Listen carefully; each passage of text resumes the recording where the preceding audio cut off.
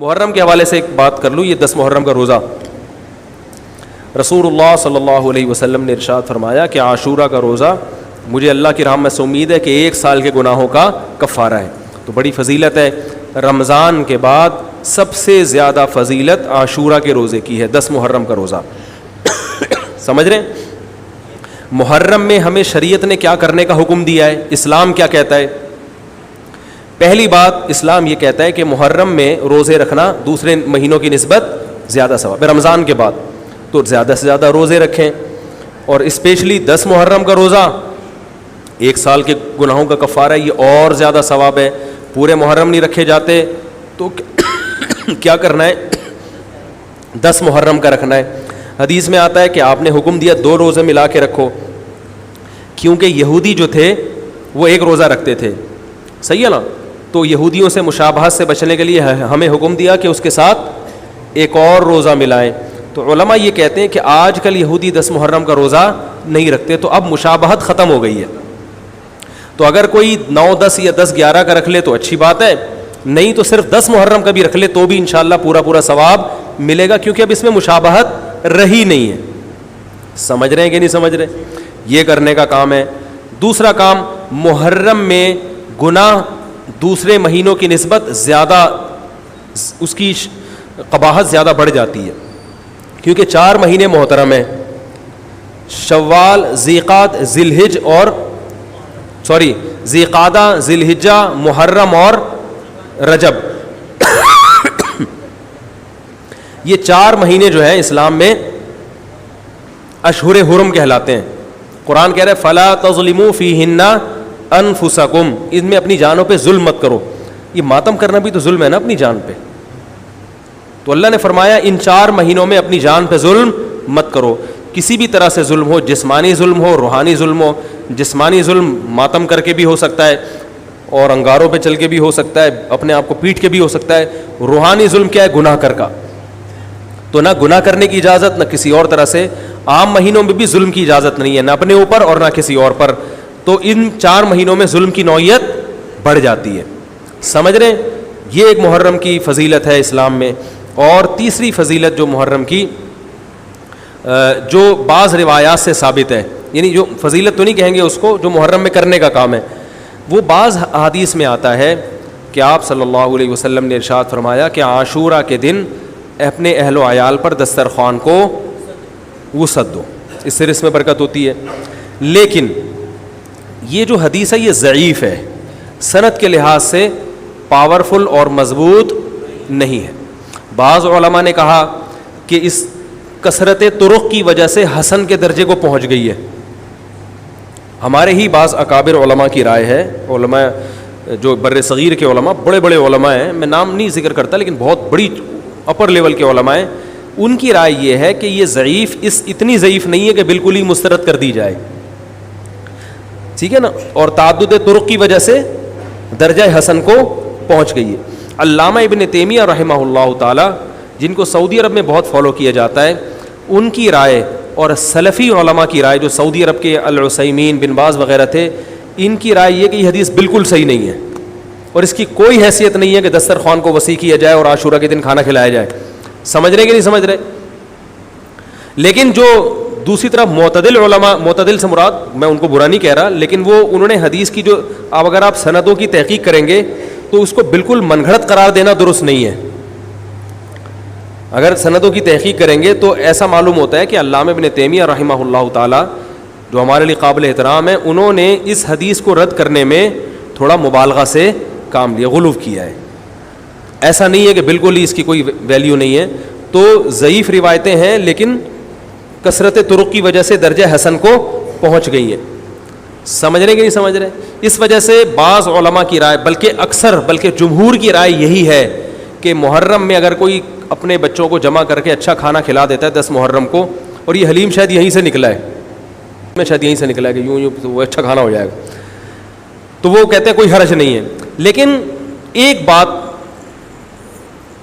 جو دوسرے علماء کہتے ہیں, جو میری بھی سمجھ میں آتا ہے, بلکہ میں نے پہلے کہیں پڑھا تو نہیں, میرا دماغ اس طرف گیا, لیکن اس کی تائید میں علماء کے فتاویٰ مل گئے. دیکھو, اگر کوئی حدیث ضعیف ہو یا حسن ہو تو صرف حسن ہونا کافی نہیں ہے, یہ دیکھا جائے گا کہ یہ دوسری صحیح حدیثوں سے ٹکرا تو نہیں رہی ہے.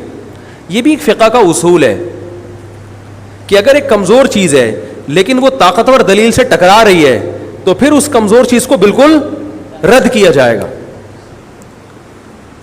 تو عاشورہ کے دن روزہ رکھنے کا حکم ہے, یہ بالکل بخاری مسلم کی صحیح حدیث سے ثابت ہے.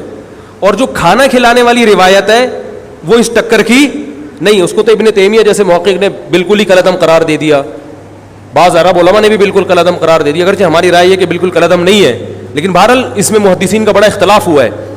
جبکہ روزہ رکھنے والی جو روایات ہیں وہ بالکل بے غبار ہیں, ان کو سب صحیح مانتے ہیں. تو کھانا کھلانا اور روزہ جمع بولو بھائی نہیں ہو سکتا, اس لیے کہ اگر وہ روزے کا دن ہے تو کھانے کا دن نہیں ہے, کھانے کا دن ہے تو روزے کا نہیں. ابن تیمیہ رحمہ اللہ تعالیٰ کی رائے یہ ہے کہ بعض لوگوں نے شیعہ کی مخالفت میں غلو کیا ہے. شیعہ نے اس دن کو چونکہ منحوس بنا دیا 10 محرم کو, تو انہوں نے مخالفت میں اس دن کو ایک سیلیبریٹ کرنے کے لیے نا کھانا کھلانے کا حکم دے دیا کہ ہم منحوس نہیں سمجھتے بلکہ اس کا کیا کریں گے اپوزٹ کے کھاؤ اور کھلاؤ. تو انہوں نے کہا یہ بھی غلو ہوا ہے دوسری طرف. بھائی منحوس نہیں ہے, مبارک ہے ہماری نظر میں, لیکن اتنا مبارک کہ اس میں کھانا کھلانا اور یعنی عید والا عنصر کھانا کھلانا تو عید کے دن ہوتا ہے نا, تو عید نہیں ہے بہرحال. تو یہ بھی بڑی جاندار بات, اگرچہ یہ عقلی دلیل ہے مگر یہ ایسی نہیں ہے کہ بالکل اس کو کالعدم قرار دے دیا جائے.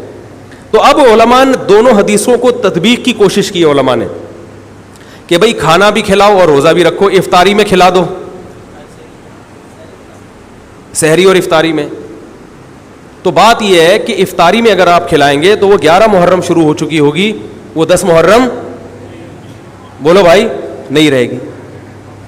دوسرا سحری میں جو کھلانے کا مسئلہ ہے نا, سحری میں تو سحری میں جب ہم کوئی کہتے ہیں نا فلاں دن یہ کام کرنا ہے فلاں دن, تو اس سے لغت میں جو ذہن میں متبادر ہوتا ہے نا وہ دن کا وقت ہے, وہ 3:30 پونے 4 کا وقت نہیں ہوتا.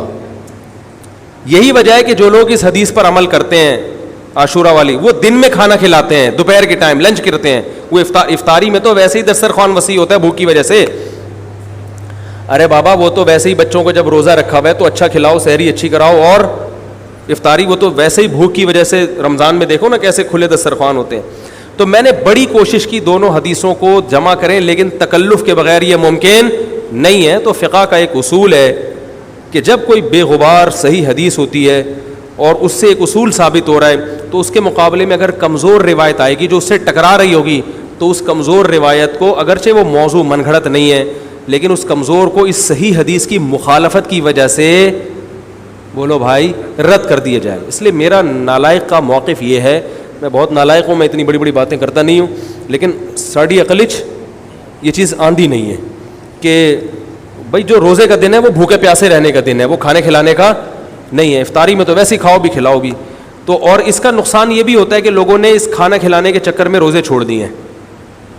سمجھ رہے, جب حلیم پکے گا تو کون روزہ رکھے گا بھائی, ساری رات گھوٹا لگے گا حلیم کا کہ کل دسترخوان وسیع کرنا ہے, تو پھر روزہ گیا, وہ تو تیل لینے گیا, روزہ کون رکھے گا روزہ. تو وہ حدیث صحیح حدیث کی بالکل اس میں ٹائٹ قسم کی مخالفت ہو رہی ہے, ٹھیک ہے نا.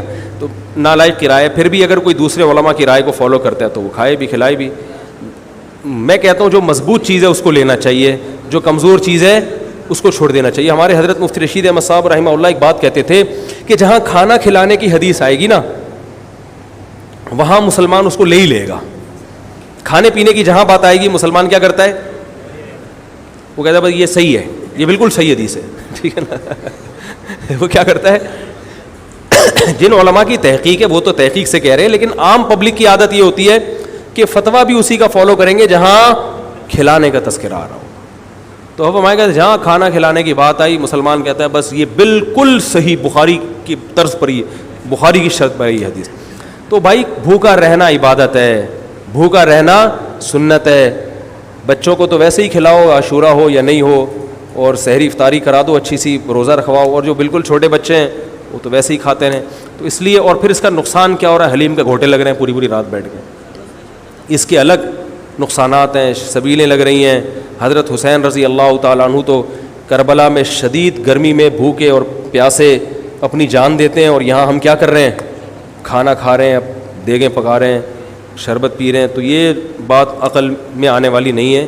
تو عاشورہ کے دن کی مناسبت سے روزہ ہی ہے، وہ روزہ رکھنے کا دن ہے. اللہ تعالیٰ عمل کی توفیق عطا فرمائے.